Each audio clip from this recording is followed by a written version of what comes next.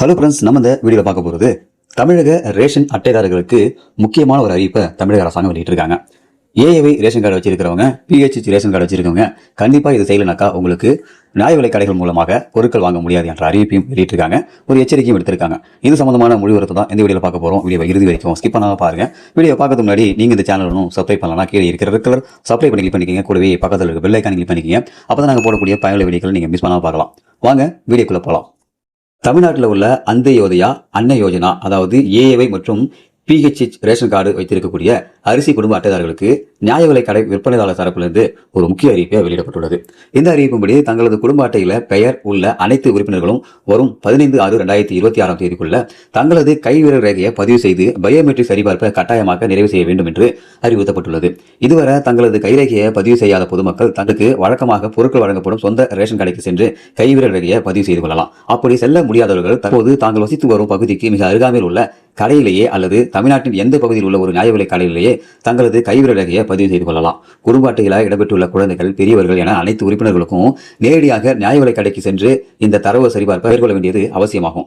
குடும்ப அட்டையில் உள்ள விவரங்களை முறைப்படுத்தவும், தகுதியான பயனாளிகளுக்கு மட்டுமே அரசின் அத்தியாவசிய பொருட்கள் தங்குதடையின்றி செல்வதை உறுதி செய்யவும் இந்த நடவடிக்கை எடுக்கப்பட்டுள்ளது. எனவே பொதுமக்கள் அனைவரும் இறுதி நாளான ஜூன் 15, 2026 இந்த கைரேகை பதிவை முடித்து ரேஷன் பொருட்கள் பெறுவதில் எந்தவித தளங்களும் ஏற்படாமல் பார்த்துக் கொள்ளுமாறு கேட்டுக் கொள்ளப்படுகிறார்கள்.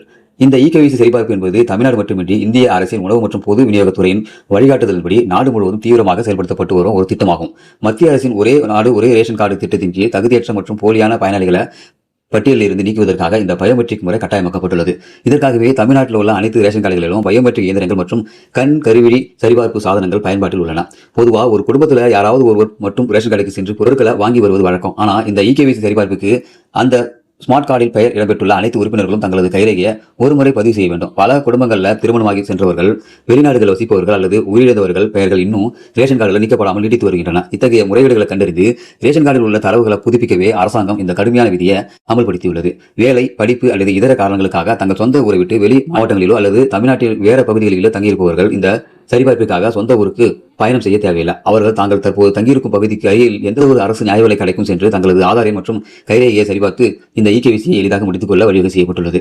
முதியோர்கள், கடுமையான உடல் உழைப்பில் ஈடுபட்டவர்கள் அல்லது குழந்தைகள் சில நேரங்களில் பயோமெட்ரிக் இயந்திரங்களில் கைரேகை சரியாக பதியாமல் போக வாய்ப்புள்ளது. இத்தகைய சூழலில் பொதுமக்கள் பதற்றமடைய தேவையில்லை. கைரேகை வேலை செய்ய பட்சத்தில் ரேஷன் கடைகளில் உங்களுடைய கண் கருவிழி ரேகையும் சரிபார்ப்பு சாதனம் மூலமாக சரிபார்ப்பை மேற்கொள்ளலாம். அதுவும் இயலாத பட்சத்தில் ஆதார் கார்டில் இணைக்கப்பட்டுள்ள மொபைல் எண்ணிற்கு வரும் ஓடிபி மூலமாகவும் சரிபார்ப்பை நிறைவு செய்து துறை ரீதியான மாற்று ஏற்பாடுகள் செய்யப்பட்டுள்ளன.